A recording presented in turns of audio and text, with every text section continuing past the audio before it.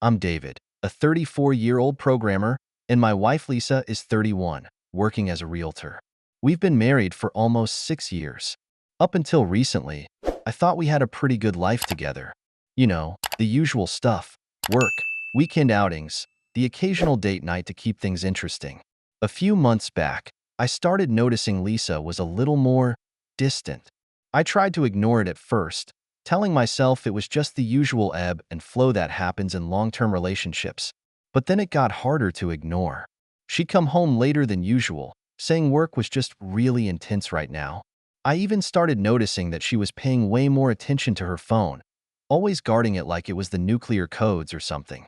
She'd smile at her screen, type something out fast, and then quickly put it away whenever I walked in. I tried to brush it off, thinking maybe I was being paranoid. But it wasn't just that. She'd suddenly find reasons to leave the room when her phone buzzed, and more than once, I saw that slight blush on her face, one I hadn't seen in a while, definitely not when she was talking to me. Then, last month, we decided to take a little trip to the mountains, hoping a few days away could reset things and maybe bring back some of that spark. It was winter, and I thought some time away with snow-capped views, a warm fireplace, and just the two of us might help get us back on track. She seemed excited at first, talked about all the hiking we could do, a chance to unplug from work for a bit. I was relieved, hoping that maybe I just imagined all the weirdness. But right from the start of the trip, things didn't feel right. It was like she was there, but not really there, you know? Even when we'd sit by the fire at the lodge, I'd catch her staring off into space, lost in thought.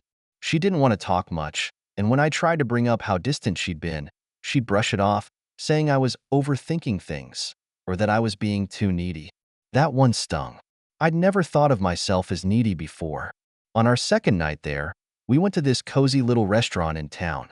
We'd barely sat down when Lisa started looking around, almost like she was scanning the place. And then, like clockwork, this guy walks in. Tall, good-looking, with that smug, confident smile. Turns out his name was Michael, and he was some old friend from college she'd just happened to bump into on the trip. She introduced us, and something in the way she said his name didn't sit right with me. I got this weird feeling in my gut, but I told myself not to be ridiculous. Lisa's allowed to have friends. Michael joined us at our table, and as they laughed and reminisced, I felt like the third wheel in my own marriage. Lisa's laughter was louder, her eyes a bit brighter than I'd seen in a long time. They kept exchanging these looks, like they were in on some private joke. I wanted to tell myself it was nothing, that I was just overreacting.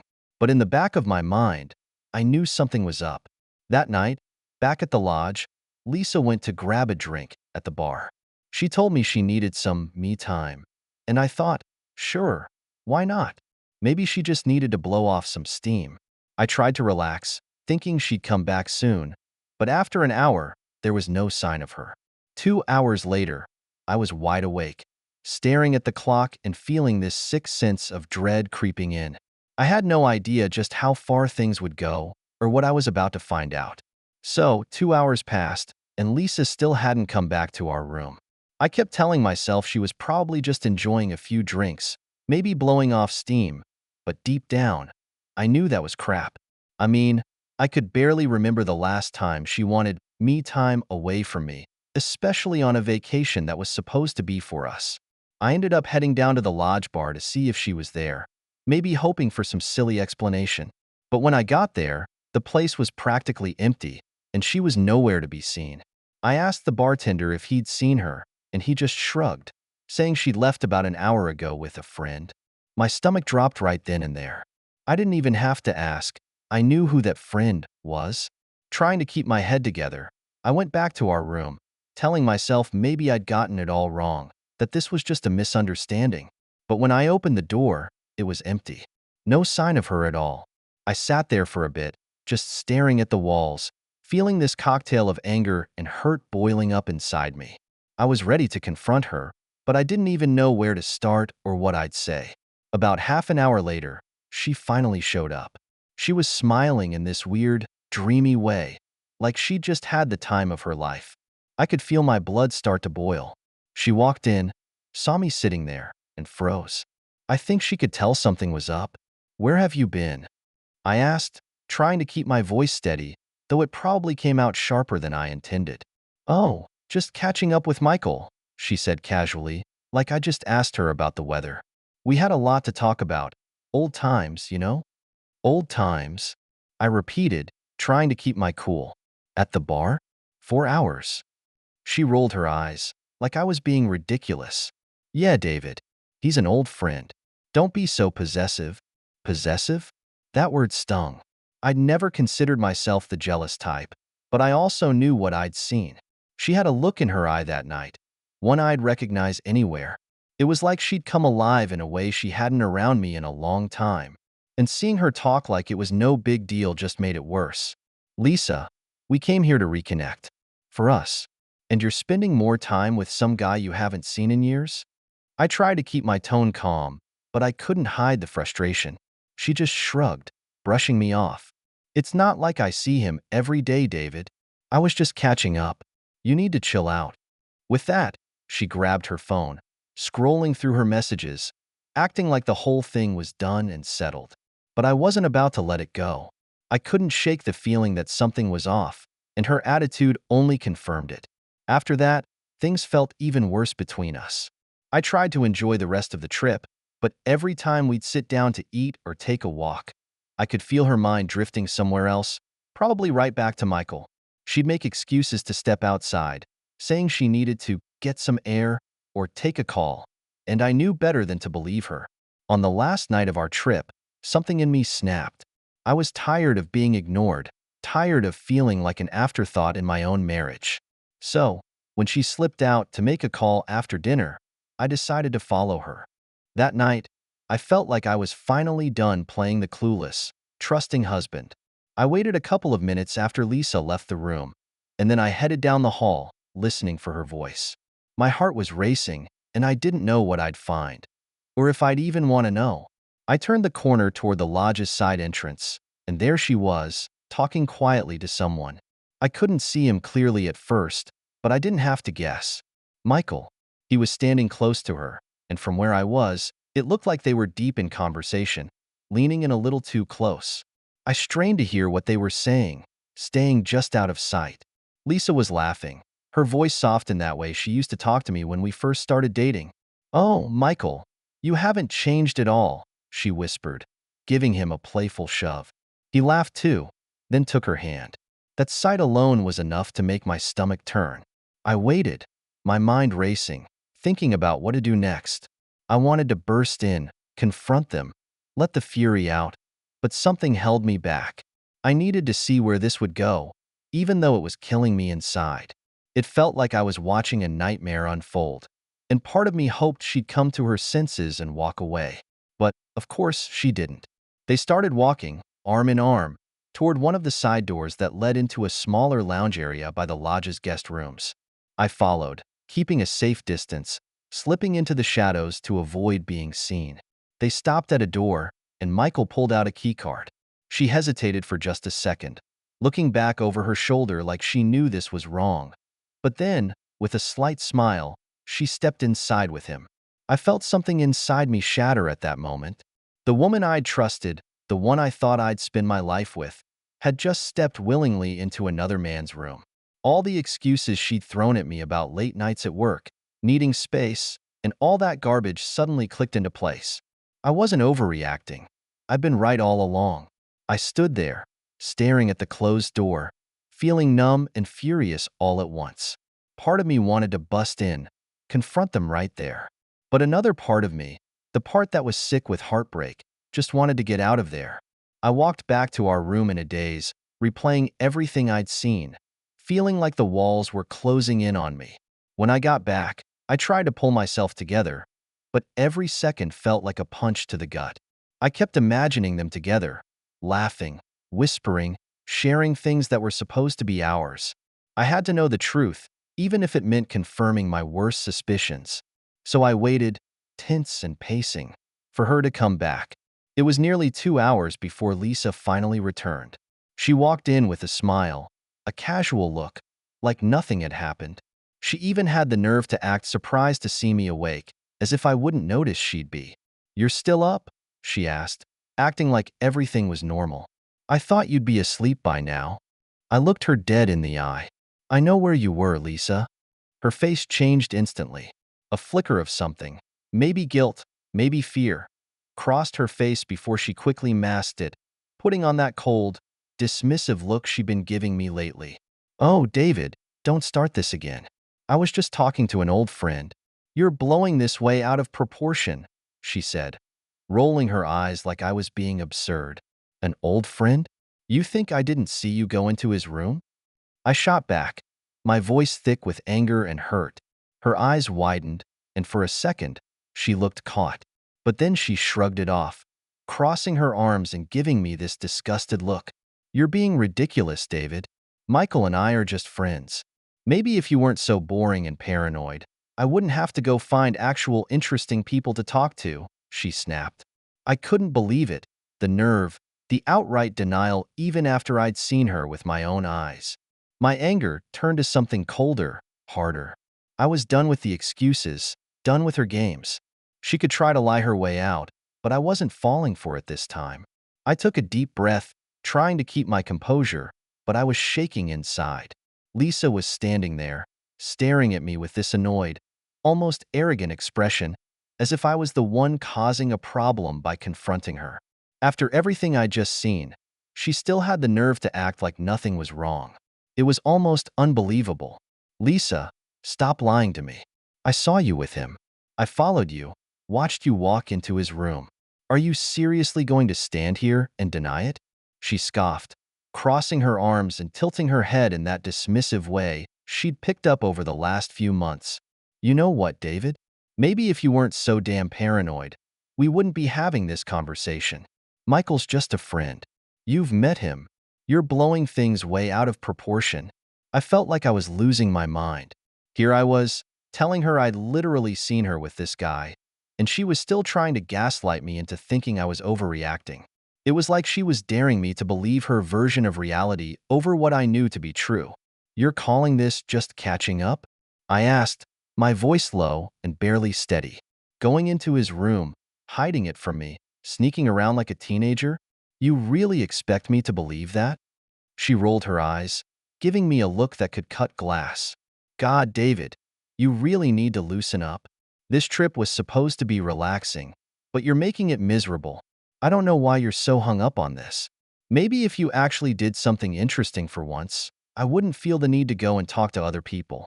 Her words hit me like a punch.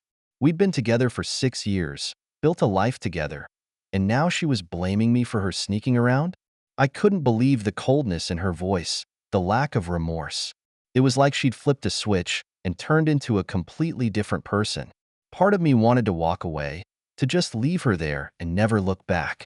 But I couldn't, at least, not yet. I needed to hear her admit it, to stop the lies and excuses and own up to what she'd done.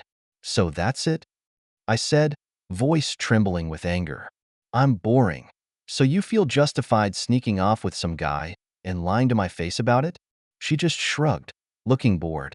I don't have to explain myself to you, David. Maybe if you paid more attention to what I need, I wouldn't have to look elsewhere. Hearing those words felt like a knife twisting in my chest. This woman, the one I trusted, the one I thought was my partner, was basically admitting that she'd been looking for someone else, someone more exciting. And instead of taking any responsibility, she was throwing it back in my face, making it sound like it was my fault for not being interesting enough. At that moment, I felt something in me snap. I was done begging for honesty, done trying to reason with someone who didn't care about me or our marriage. Her words had stripped away whatever hope I had left for us. I could feel the anger rising, but I kept it together just enough to look her straight in the eyes. Fine, I said, voice cold and even. If that's how you feel, then I'm done. I'm not going to sit around while you lie and disrespect me like this. Lisa just shrugged again, brushing past me as if I didn't even matter. Whatever, David. Do what you want. I don't have time for this drama. She didn't even look back as she left the room. I stood there, feeling the weight of everything sink in. The life we'd built together, the trust, the memories. It all felt like a joke now, a lie that she'd been dragging along without a second thought. I didn't know what hurt more, the betrayal or the fact that she didn't seem to care at all. I knew in that moment that our marriage was over. There was no coming back from this. But even as I stood there, feeling the walls closing in, a thought began to form in the back of my mind. If she thought she could get away with treating me like this, she was wrong. She wasn't going to walk away from this unscathed. After Lisa stormed out, I sat in the room, replaying everything in my mind, letting the anger simmer until it was boiling. She had thrown away our marriage like it was nothing, blamed me for her actions, and walked out without a single ounce of remorse. I couldn't believe the nerve she had. But the more I thought about it, the more I realized. If she wanted to treat me like I was nothing, then maybe it was time for me to show her the consequences. By the next morning, I had a plan. I was done feeling like the victim. Lisa didn't know it, but I was about to turn the tables. I packed up my things, left our room, and headed down to the front desk. I told them I'd like a room change, explaining that my wife and I were going through some personal issues and needed a bit of space. The woman at the desk didn't ask too many questions and handed me a new room key a couple of floors up.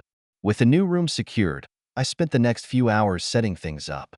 I knew Lisa would come back eventually, probably when she thought I'd calmed down.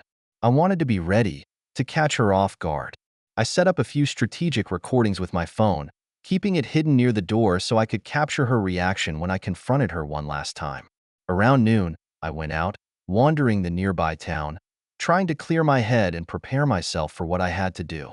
As I walked, I thought about everything I'd put into our relationship, all the compromises, the years of trust, and how easily she'd thrown it all away.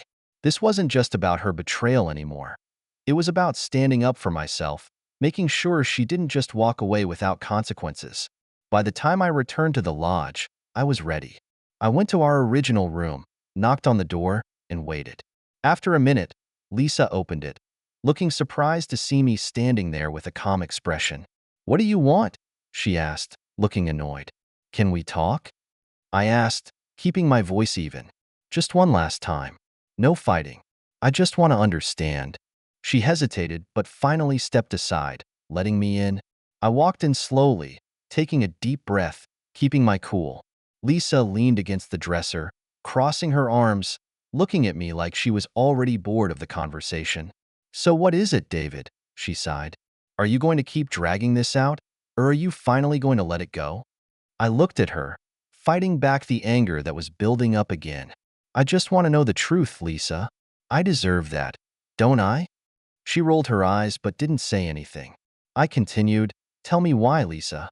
What was so wrong with our marriage that you needed to go find someone else?" She shifted uncomfortably, looking away, but I could tell she was debating whether to admit it.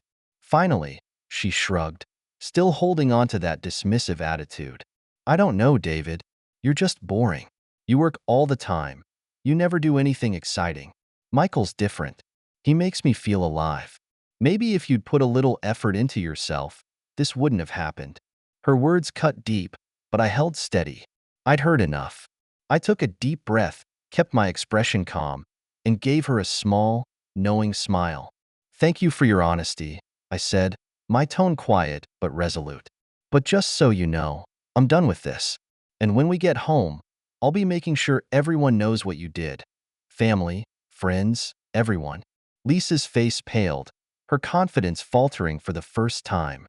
She looked at me, eyes widening slightly, finally realizing I was serious. I watched as the smug look faded, replaced by fear. It was a small victory, but it was enough for now. As I turned to leave, I felt a strange sense of relief wash over me. This wasn't over yet, but it was the beginning of the end.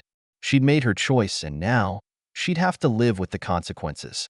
I left her standing there, mouth half open, watching me walk out with that stunned look on her face. It felt satisfying in a way I couldn't explain. For once, she wasn't the one in control, and I could see the panic setting in. I went up to my new room, feeling the weight lifting off my shoulders. I had told her what I needed to, and now it was time to make good on my pro.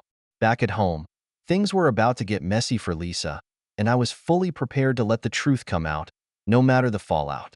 I decided that the best way to make my point clear was to expose her lies to everyone. Our family, her friends, anyone who thought she was a saint. I'd spent years standing by her, defending her, thinking we were a team. If she thought she could humiliate me, I was about to show her IW.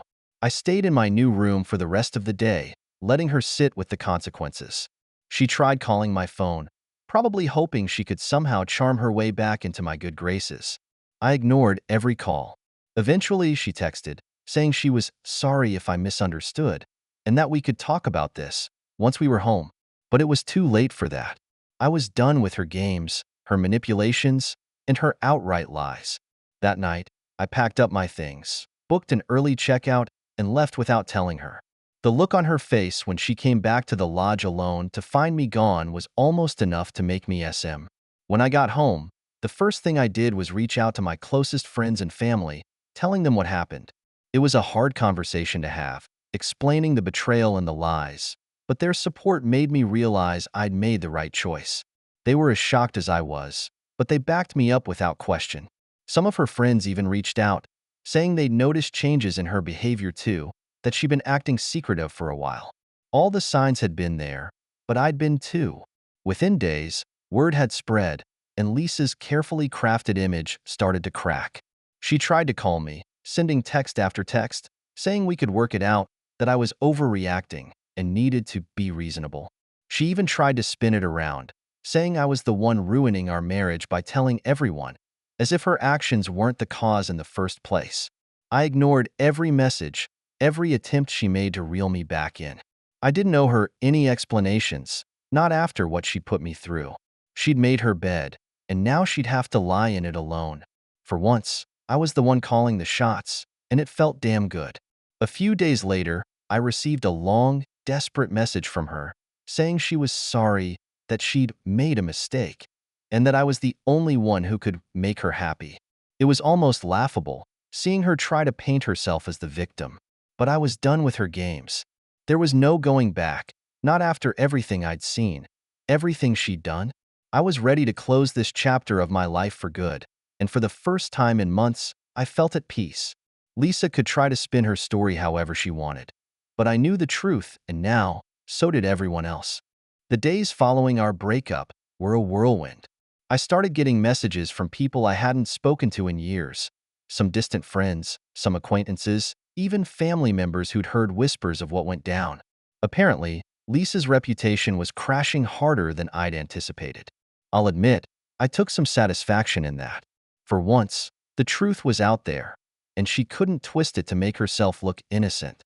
Then, I started hearing rumors from mutual friends about how she was handling things. She was telling people that I was crazy, obsessive, and controlling, that I'd blown everything out of proportion because I couldn't handle her having a male friend. She spun this whole story about how she felt smothered by me and had no choice but to look for companionship elsewhere. It was wild, watching her scramble, throwing lies around like confetti to try to salvage her reputation. But what she didn't know was that I had a few aces up my sleeve. I had recorded our final conversation in the lodge, where she all but admitted to her betrayal, dismissing it like it was nothing, blaming me for being boring and pushing her away. I hadn't planned on using it, but the more she tried to paint me as the villain, the more I realized it was time to set the record straight. I reached out to a few close friends and showed them the recording, letting them hear the real Lisa. The dismissive tone, the cruelty, the outright contempt she had for me. They were stunned, and to be honest, it felt like a relief. For so long, I'd been carrying the weight of her lies, her manipulations, feeling like I was losing my mind. Finally, people saw her for who she really was. From there, the recording spread quietly but steadily through our social circles. I didn't want to broadcast it to everyone, but I wanted those who mattered to me to know the truth. Each time someone heard it, they'd text or call me, expressing shock, saying they had no idea what was really going on. And with every call, every text, I felt a little more vindicated, like I was finally getting back the life she tried to tear down. Lisa, meanwhile, was not handling it well. She started calling me constantly, alternating between angry messages where she blamed me for ruining her life and pathetic attempts at reconciliation. She even went so far as to try to meet up in person, saying we needed to talk things through like adults. But I was past that. I wasn't interested in hearing her excuses or letting her manipulate me back into her web of lies. One day, she left me a voicemail, her voice shaking as she said, "David, please, can we just talk? I miss you, and I know I made mistakes. I'll do anything to make it right." For a second, I almost felt a pang of sympathy, almost. But then I remembered the months of deceit, the smug looks, the cold words she'd thrown at me. She was only sorry now because she'd been caught, because her precious reputation was in tatters. I deleted the voicemail without a second thought. After that, I didn't hear much from her. Friends told me she'd taken time off from work, probably lying low, hoping people would forget. But for me, it wasn't about revenge anymore. I'd exposed the truth, protected myself, and now I was finally free to move on without her. With Lisa finally out of my life, I could feel the tension start to ease. I was no longer living in a constant state of suspicion, no longer questioning every word and every action. I'd spent so long wrapped up in her lies that I'd almost forgotten what it felt like to just be me. The betrayal had left a mark, no doubt, but I was ready to rebuild and figure out who I was without her shadow hanging over me. I started pouring myself into my work, spending extra hours coding, solving problems, focusing on something productive instead of the mess of emotions Lisa had left me with. I wasn't necessarily running from the pain, but I was channeling it into something useful. For the first time in a long time, my work felt like a haven. I could get lost in the logical flow, the quiet concentration, and bit by bit, I felt myself getting stronger. My friends rallied around me, too. They'd known Lisa for years, had accepted her as part of the group, and seeing her true colors was as shocking for them as it was for me. They invited me out more, checking in regularly, making sure I didn't have too much time alone to stew in the aftermath. We went for drinks, caught a couple of games, even took a weekend camping trip. Being around them reminded me that I had a support system, that I wasn't alone in this. One night, over drinks, my friend Mark leaned over and said, "You know, David, I always thought you and Lisa were solid. But seeing how she treated you, man, you dodged a bullet." Hearing it put so plainly made me realize he was right. I'd spent years walking on eggshells, trying to make her happy, thinking that if I just put in enough effort, she'd come around. But the truth was, no amount of love or patience would have changed who she was. In a way, I was lucky to have found out the truth before wasting even more years with her. Eventually, I started opening myself up to the idea of dating again. I wasn't in a rush, but I wanted to see if I could rebuild that part of my life, find someone who appreciated me for who I was. It wasn't easy at first. Every date I went on felt like a comparison to Lisa, and I'd find myself questioning everything. Was she being honest? Could I trust her? It took time, but I slowly started. Through all this, I don't know where Lisa ended up, and honestly, I don't care. She was part of my life for a time, but she's nothing more than a painful lesson now. A reminder that sometimes the people we trust the most can be the ones who hurt us the worst. I don't regret standing up for myself, for showing her that wow. In the end, I came. As the months went by, life slowly started to feel normal again. I settled into a new rhythm, one that didn't revolve around Lisa's moods, lies, or manipulation. It was strange at first, having this freedom, but gradually, I embraced it. I spent more time focusing on things I'd neglected, working out, picking up a few new hobbies, and even reconnecting with old friends I'd lost touch with during my marriage. My confidence was growing again.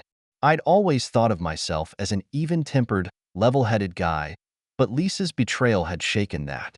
There were moments where I'd question my own judgment, where I'd wonder if I'd ever be able to fully trust someone again. But little by little, those doubts began to fade. I was healing, and each day felt like another step forward. One night, Mark invited me out for dinner with a group of friends. It was just a casual night out, nothing special, but halfway through the evening, I found myself sitting next to someone new, Emma. She was smart, funny, and had this lightness about her that I hadn't felt in a long time. There was no hidden agenda, no guarded glances. We just talked, and for the first time in ages, I felt like I could relax and enjoy someone's company without overthinking every detail. Emma and I started seeing each other, taking things slow. She knew about what had happened with Lisa, and she respected that I needed time. She didn't push or pry, and it felt refreshing to be with someone who genuinely seemed interested in me, without any games or hidden motives. Over the next few weeks, things between us deepened. I'd catch myself smiling for no reason, excited just to see her, to hear about her day. It was a feeling I hadn't felt in a long time. Something real, something honest. I could see a future with her, one that was built on trust and mutual respect, and for the first time since Lisa, I actually believed it was possible. One evening, we were sitting together on the couch, just talking and laughing, and she turned to me, her expression serious. "David, I'm glad you're moving on, but remember, you don't owe anyone an apology for what happened. You deserve happiness, too." Her words hit me, and I realized just how far I'd come. The pain, the betrayal, the anger, it was all behind me now. Lisa was just a memory, a lesson, and I wasn't carrying her shadow anymore. I was finally free, finally ready to start over, and Emma was part of that new beginning. The experience had changed me, no doubt. I'd been through the worst and had come out stronger, more resilient. I knew what I wanted now, what I was willing to accept, and what I deserved. Lisa's betrayal had once left me broken, but now, it felt like the catalyst for something better, a life I was rebuilding on my own terms. Months turned into a year, and in that time, life finally settled. I'd gone through hell and back, but now I felt like a new version of myself, wiser, stronger, and more cautious, but not hardened. My relationship with Emma grew deeper, and for the first time, I could honestly say I'd found someone I could trust. She'd become a steady presence, a real partner, someone who stood by me without the games and lies that Lisa had woven into my life. Looking back, I saw my time with Lisa for what it truly was, a lesson I hadn't known I needed. She'd shown me the dark side of trust, the dangers of letting someone control my happiness, and the importance of having clear boundaries. I'd fallen into the trap of trying to make things work with someone who didn't respect me, and I'd paid the price. But in a strange way, I was grateful. Without her betrayal, I might never have found the courage to live life on my own terms, to stand up for myself, and to demand honesty from the people I let into my world. One evening, as I sat with Emma, I found myself reflecting on everything that had happened, wondering how I'd let myself get so far from the man I'd once been. I realized then that Lisa's betrayal had almost broken me, but it hadn't succeeded. Instead, it had pushed me to redefine my life, to rediscover who I was beneath the hurt.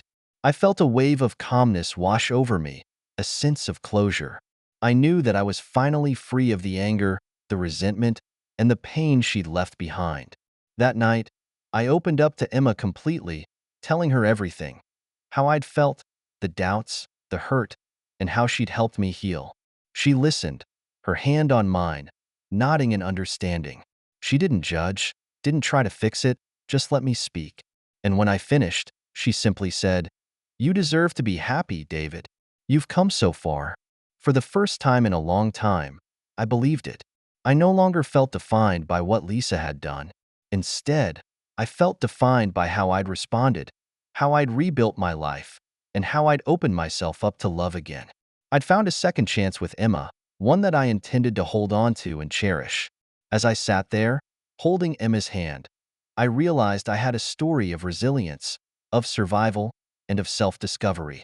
I didn't need to prove anything to anyone anymore. I'd survived the worst, and now I was ready to embrace the future, whatever it might bring.